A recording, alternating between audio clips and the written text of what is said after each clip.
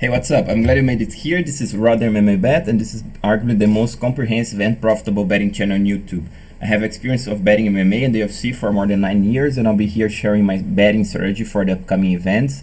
And in this case, I'll be covering the prelims for UFC Fight Night Magny versus Chiesa or UFC on ESPN 20. I'll be soon telling how I'm betting this card and give you guys the breakdown. Please bear with me until the end. Also, if you want to hear the past results. Before proceeding though, please be aware that this is how I'm laying my money. If you want to follow anything that I'm saying here, be aware that this is your choice and hence you are fully responsible and accountable for it. I have added a disclaimer in the description, read it carefully before proceeding. Give this video a thumbs up if you like it and what I'm doing here. Subscribe and share with your friends. Awesome guys, this is my betting strategy for this channel, basically what all of this color code means, and always feel free to skip to the breakdowns if you are familiar with this. There is in the description timestamps to each breakdown, and in the ending, like I said, the past results and the closure. So basically, the fighters I'm betting Roxanne Modafferi as a low confidence bet. This is the percentage of money on the straight bet, and this is on the percentage of money on the parlay. Then I'm betting Jerome Rivera. I'm betting Ike Villanueva, Mudaerji, Carlos Condit, Manon Fiorot, Mike Davis, Marcus Perez, and Leron Murphy. Alright, so on to the breakdowns. Like I said, this will be the prelims. If you are interested in the main card breakdown, I have already the video. Take a look in the description. Alright, so let me start off with Dalcha Lungiambula versus Marcus Perez. Guys, like I said, I'm betting Perez, because I like the lines on him. Even though my pick is Lungiambula by TKO, I think there's greater value on Marcus Perez at plus 200. Especially, I like a bet on Marcus Perez if I can get him at plus 400. To me, it's kind of 50-50 between Lungiambula by TKO and Perez by decision. Alright, so and these are other prop bets that I'm interested into. So let me do the breakdown from here. Try to make things a little bit more concise. I like the offensive striking for Lungiambula. Basically because the guy is so explosive, the guy carries ridiculous power. In terms of the combination, he likes, basically to leap in, he has quite good accuracy, which is interesting. He's super athletic, super powerful. In terms of defense, not too much his thing, even though he's not that easy to hit because he stays on the outside, likes to wait for his time to explode, but once he starts eating shots, he kind of gets a little bit disoriented. In terms of grappling, offensive, he's not too much his thing again. He's actually not bad defensively. He has some decent underhooks, some good judo throws. So I'm giving him 3 stars in both of this. Also, in terms of adaptability and game plan, not too much his thing. He always does the same. He always stays on the outside, explodes when the opponent comes in.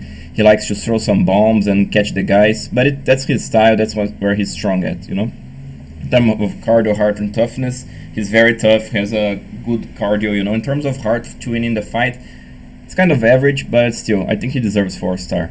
For Marcus Perez, I'm giving him 4-star, but there's a caveat here. He looked pretty way improved on his last fight, so I'm expecting that he's gonna look at least at the same level to give him 4 stars.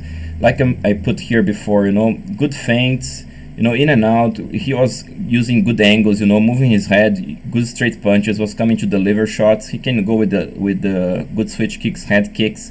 He's also very creative, it's difficult to predict what he's gonna do next, even though sometimes he goes too much to single blows. I think I have it somewhere. Yes, has good single blows, but the volume is not there. It used not to be there. He improved that, so I'm assuming that he's got good volume at this point. Defensive striking, not too much his thing. He likes mostly to go front foot. He kind of, sits on his shell when he gets hit, even though I could give him 4-star maybe, especially comparing to Lungiambula, but I'll keep it 3 stars here. In terms of offensive ground and clinch game, pretty good, he's deceptive, strong. You look at him, he doesn't look like a strong middleweight or something, but he's quite young, has good power and good strengths. So I'm giving him 4-star because he's quite good on the control, does some damage, good elbows inside, drops to double legs, so he's quite good there. In terms of defensive grappling, pretty good underhooks. Like I said, he's quite strong. And he has good game plans. Actually, again, the caveat here, I'm assuming that he's bringing the same level that he brought his last fight, because he brought in a good game plan, like feinting, like you know, in and out type of thing. Even though he lost that fight by TKO, he was dominating. So I think he can do the same in this fight. That's why I think he has the better game plan of the two.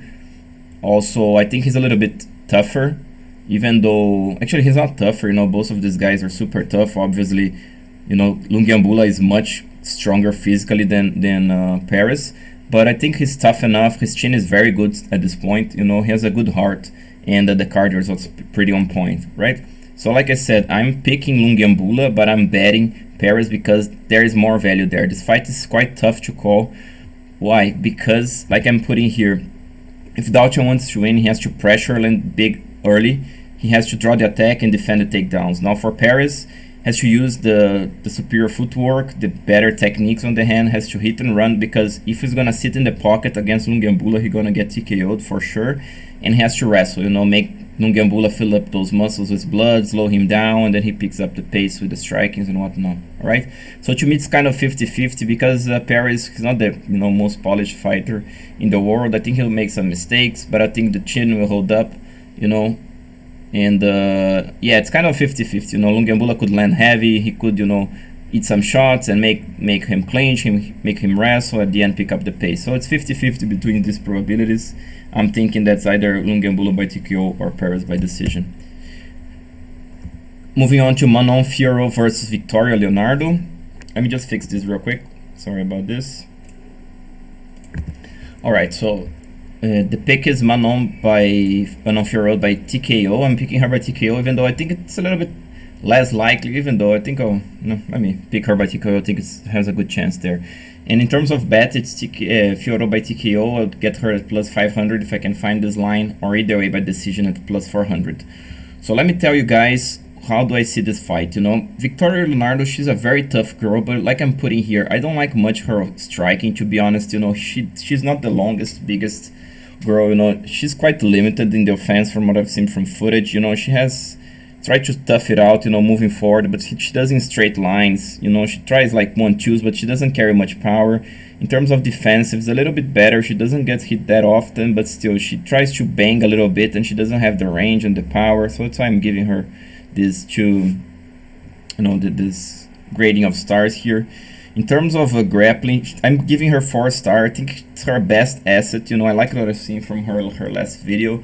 She can get some body locks, can put some pressure on, can hold the top position, do some damage, pass. So I'm giving her 4-star here. She doesn't quite deserve, if I'm gonna really. But in terms of comparing to Fiorot, it's quite even. Actually, Fiorot is a little bit better, even in this case, but still I'm gonna be giving 4-star for both. Defensive grappling, she's not that strong as she is offensively. You know, she makes some mistakes, can get submitted type of thing. You know, doesn't quite catch the underhooks quickly enough.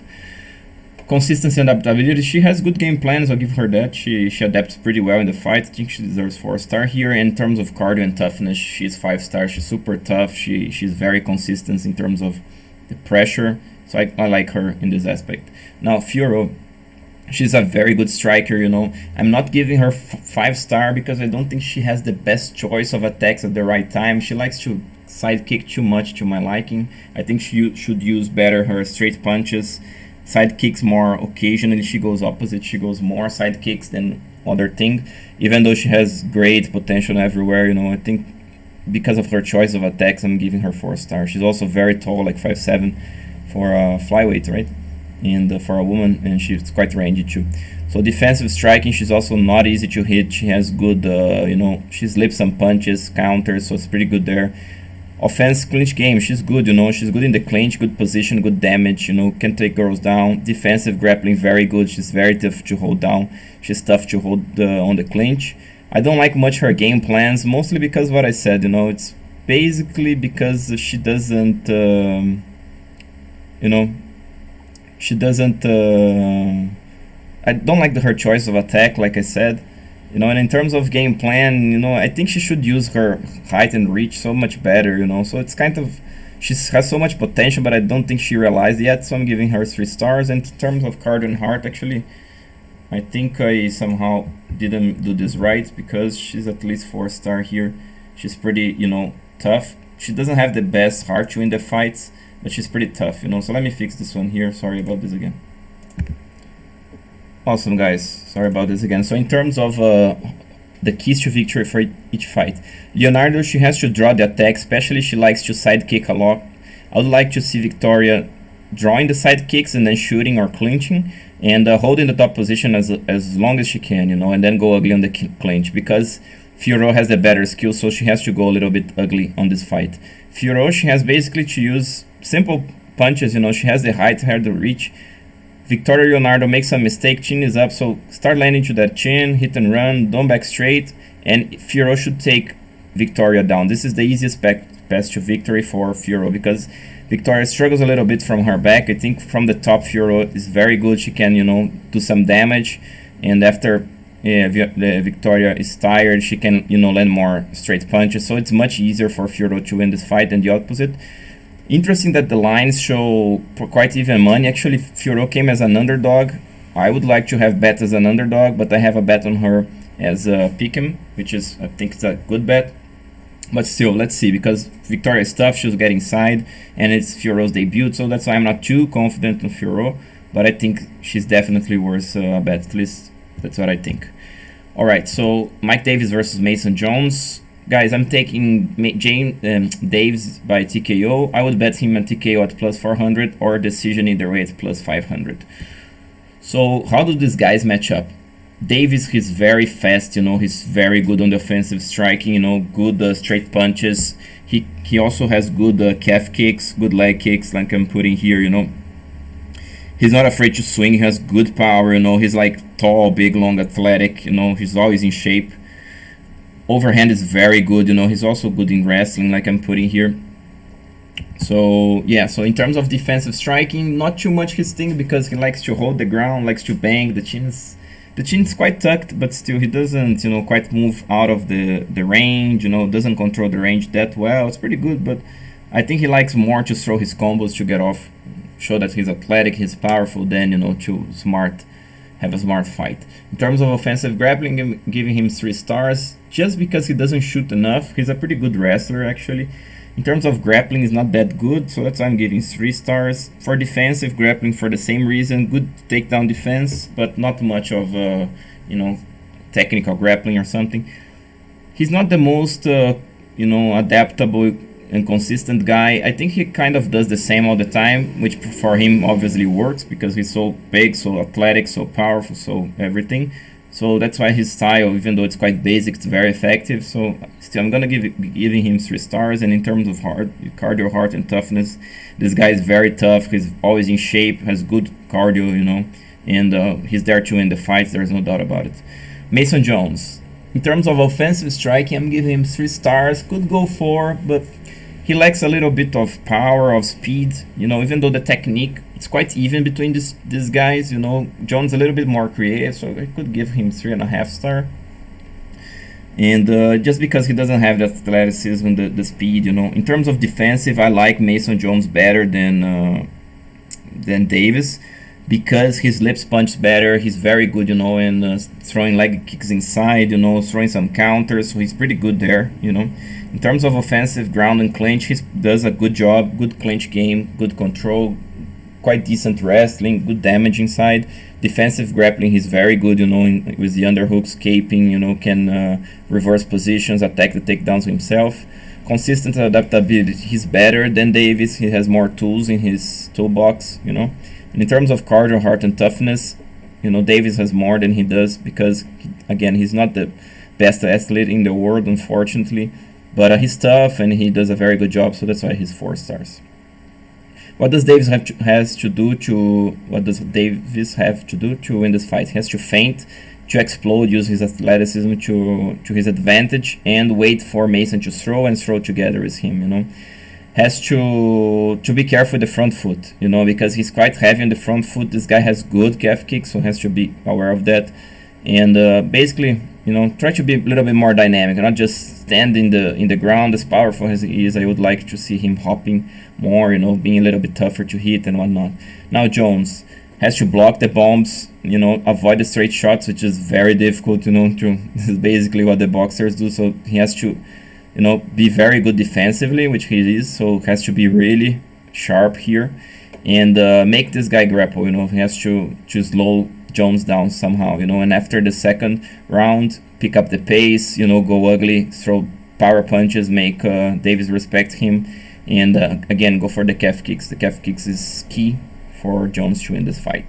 Alright, but guys, like I said, I'm picking Davis by TKO. I have a bet on Davis. I think there's much more chance that this happens rather than the down one. And in terms of, where is it? Okay. So in terms of bet, I would like the way by decision. You know, both of these guys are so tough. There's a great chance that this fight goes to the decision. Alright, so Vinicius Moreira versus Ike Villanueva. My pick is Villanueva by TKO. I'll be betting him at plus 200, so I'm quite confident that Villanueva gonna win this by TKO. I would like to get him in these lines here, these prop bets. If you like Moreira, I would say go for a submission, round 2 or round 3. I think in round 1 we're gonna see Villanueva a little bit stronger, so that's why if you like Moreira, I think you should take him from round 2. Alright, so on to the keys to victory. Villanueva, quite good striking, you know, good boxing combinations, you know, he can use the uppercuts, 1-2s, left hooks, you know. Also defensively, he's not bad, sorry. Not bad in the clinch, you know. He's a veteran, you know, he does things quite right in his style. He's more like a boxer. So here he's pretty good. In terms of grappling, it's not too much his thing, even though defensively I like his underhooks, you know, so like I said, this guy's a veteran, he has 30 fights, so you can trust a little bit on him on these things. He's gonna do things right. But this is the problem of Villanueva, you know, he's a basic boxer, you know, he's obviously trying to improve, but he's still, you know, he's not early on his career, so you shouldn't expect anything to improve at this point. And in terms of toughness and heart, he's also got TKO'd a lot of times, so you cannot expect much from him, even though he's very tough and he's gonna be on the fight. Moreira, the problem of this guy is this, you know, this guy is really low level in this thing, unfortunately, you know. I saw him looking pretty bad when he started the UFC. He improved nothing, looks like actually he got worse, which is interesting, you know. He's young, he's so big, you know, this guy is like 6'4", he's a big light heavyweight. I thought this guy would be a force in the division, but it turns out that he couldn't evolve until this point. He's striking, and like, guys, it's like chin up, hands down, sloppy, you know, slow, short. He gets hit all the time, so it's pretty bad, honestly. In this aspect, he shouldn't be in the UFC whatsoever, you know, so sorry about my transparency here. On terms of his ground game, he's a BJJ specialist, you know. I'm giving him 4-star. He doesn't have 5-star because he kind of rushes submissions too much. I'm not sure if it's because he's in the UFC, he wants to finish fights quickly, he wants to prove himself as he's a finisher, wants to get a bonus, whatever. But man, he goes too early for submissions, you know. That's why I'm picking quite strongly Villanueva, because even if he gets Villanueva to the ground, I think he's gonna rush the submission. Is this guy gonna be able to escape? But still, I'm a little bit ahead of myself. Defensive grappling, he kind of doesn't have much. He actually got submitted quite easily, you know, so it's a little bit weird. In terms of consistency and game plan, I'm giving him 2 stars because he just cannot show up, you know. And in terms of heart and toughness, he's a very tough guy, you know. He hits shots, he almost, you know, goes totally out in the cage before they stop the fight. So this guy is very tough, but he doesn't have this consistency, unfortunately, you know. So guys, for Moreira, he has to, for Moreira to win, he has to get inside. He has somehow to improve this. It's impossible that he's just gonna try to march this guy down, gonna eat bombs. He can try that, but if this guy defends 1 or 2 takedowns, he's gonna get TKO'd pretty easily, which I think gonna happen. So what he does have to do, he has to get inside with simple combination, block the shots, force the mistake, and get the fight to the mat. Whereas Villanueva, make this guy make the mistakes, land the bombs on him, you know, don't back up straight to avoid the clinch. This guy has such a massive size advantage, so he has to avoid the clinch in the match, in the mat. Alright, so my pick is Villanueva. I'm quite confident on this, but still, this guy is in his late part of his career, you know. Moreira is so big, so that's why I'm a little bit weary here or not, but still, I think it's a very strong pick on Villanueva by TKO. Alright, I think this is the 2 more. Alright, so Mudaerji versus Zarrukh Adashev. My pick is Mudaerji by TKO. I would be betting him at plus 300 if I can find by TKO. Round 1, this line is round 2, round 3, all by... Actually, he can submit Adashev even, you know. So take a look at these lines, but I'm referring to by TKO here, right? And Adashev, I see him by decision if he has a chance. would be by decision. Mudaerji, very tall, very long, very athletic, um, flyweight, yeah, I'm sorry, and he's super young. This guy's for real, you know, great footwork, he's fast, he's tough to hit, very good one-twos, you know, he's very good there, very good kicker too, you know, such long legs, and he kicks hard, he kicks good technically, you know, uses all type of stuff, like knee stomps, like side kicks, head kicks, you know. So he's 4-star for offensive striking. Defensive strike, I'm giving 5 stars because he's so long, so tough to hit, you know. I could easily give him 5-star here, but just because of the volume, he's still trying to prove himself. So sorry about this noise, guys. Offensive grappling, I'm giving him 3 stars because not too much he stings because he's so good at this. Defensive is not easy to hold this guy down. He's very good on the underhooks, you know. So defensively he's better because he wants to do these things, you know. So he's so good at this. Quite good game plans, you know. And in terms of cardio, toughness, 5 stars, hands down. Super tough guy, super athletic. Now for Adashev, I'm giving 3 stars in both offensive and defensive striking. The problem is he doesn't have the height, the reach. Also, he kind of lips in to try to, you know, cover the distance, exposing his chin a little bit, you know.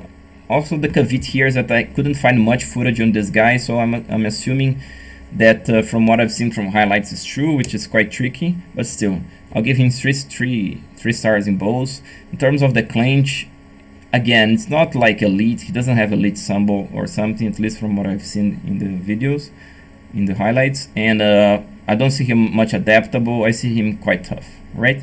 So Mudaerji, control the range, you know, be ready for the takedowns if this guy's bring, just keep, you know, throwing straight punches, avoid kicking, I would say, you know, I didn't put here, but just because I'm not sure how well this guy can do with the wrestling, but I would say head kicks are pretty fine, you know, I think he can dominate with that. Adashev, he has to, you know, use calf kicks because Mudaerji has a little bit the front leg heavy, and jump inside and make it a dogfight. There's the only way I see Adashev winning here. Okay, so this guy is a very strong favorite. The line is very expensive, but still I think there is value there at minus 500. I'm throwing him on a parlay. All right. And the last one, Tyson Nam versus Matt Schnell for the prelims. Again, the rest of the card I had already covered. Viviane Araújo, Carlos Conde, Villanueva. Take a look in the main card video. My pick is Nam by decision. I would be betting either way. Plus 400 by decision. I'd see way more chances by Nam by TKO. That's why I actually am picking Nam. Alright, so how do these guys match up? Nam, he's a very good striker, both in the offense and defense. If you see him, he's primarily a boxer, but he evolved pretty well with the kicks. And he uses very well the calf kicks, the leg kicks. And in terms of boxing, it's very good. You know, he adapted this power punching style that he has. Great jabs, you know, great volume, great feints. So this guy is very good. So is Schnell on the offensive part at least. Both of these guys are tall, strong, you know, powerful, heavy-handed flyweights. You know, they have both very good will and heart to win the fights. Schnell is in a good training camp. Schnell has good sharp striking. You know, he has actually more tools. Especially he likes to use overhands, you know, likes to use the kicks a little bit more often than Nam. And Schnell's a little bit more complete, as you guys gonna be seeing here. But in terms of defense, Schnell has some problems because he doesn't use his footwork quite well enough. On the outside, he's quite difficult to hit, but once he sits in the pocket, he tries to slip the first punch, and then he starts getting hit. So when he throws, also he throws a little bit static, you know, so that's why he's 3-star here. In terms of offensive ground and clinch game, he's 4-star. He has pretty good, you know, wrestling. In terms of grappling, he's very good. Does damage inside in the clinch, not bad control. Defensive grappling, he's also very good, very active from his back. Tough to hold down. Actually, I could give him 5-star here, comparing to Nam especially. Consistency, adaptability, and game plan, it's 4-star. He's also quite good in his game plan. I'm not giving him 5-star because I yet haven't seen him flipping better the punches, or, you know, using his athleticism, this type of thing, to his advantage, you know, in terms of toughness and cardio. I'm giving him 4-star because I think Nam's a little bit tougher. Now, Nam has to use the forward pressure, straight punches. When Schnell makes the mistake, he goes with the bombs, you know. And when Schnell slows down, you know, because he starts quite fast, and I think Nam's a little bit more consistent, so I would advise Nam to throw the bombs more in the round 2, make him frustrated, make him make a mistake in the first round. Schnell, he has to use lots of jabs. I would say for him, you have to use the angles, Schnell. Don't sit in the middle of the cage, don't brawl. This is the problem with this guy, to be honest, guys. He gets excited because he likes probably to finish the fights. He starts brawling. If he brawls against Nam, he's gonna get caught, he's gonna get finished. And Schnell has to shoot. And a good game plan for Schnell would be to use the kicks, because Nam, he's very good in the clinch, but not in the ground. I don't think he's gonna shoot because he can get submitted. So a great game plan for Schnell would be to use lots of head kicks and to the arms, to slow those punches down. He's in ATT, Schnell is in ATT. I think his camp may pick what I'm saying here, but still, he's not well known for his good game plan, so I'm not trusting Schnell too much, that's why I'm going with Nam, but Schnell can definitely win this fight, alright?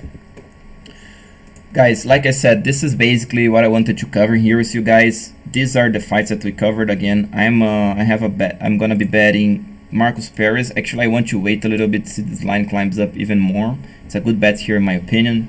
The fights that we covered also, I'm betting Manon Fiorot. I'm betting Mudaerji. I'm betting Ike Villanueva. I'm not betting neither Nam nor Schnell. And the rest of the fights I covered in the in the main card. Guys, in terms of results, this are my results for the year 2020. I consolidated everything here. Basically, I bet nearly 3.5 times the money that I started. I got like 60% extra. It gives me an ROI indicator of 60%, and in terms of all events summed up, I got 341%. How did I come up with these numbers? Everything is recorded, guys. Take a look in the playlist. I also have a video in the description where I wrap this up with all the events and whatnot, so take a look into that if you don't trust here too much. And everything that I'm gonna be adding here will be coming to these lines so you guys can see, right? And this is in a more visual manner. So just to wrap this up, awesome, guys. So I hope you enjoyed this video. If you did, again, give it a thumbs up, subscribe, share with your friends, and I'll soon be setting up a Patreon account. I'll be sharing my PayPal details. You guys can send me over some donation, if you will, to keep this channel running. If you like what I'm doing here, I'm able to give you an extra boost on the income. You're avoiding the bad losses due to my predictions. So consider, helping the channel. And if not, I'll see you next time. Subscribe and share with your friends again. This is Rodder MMA Bet, bringing the best, most consistent and transparent betting strategy for you.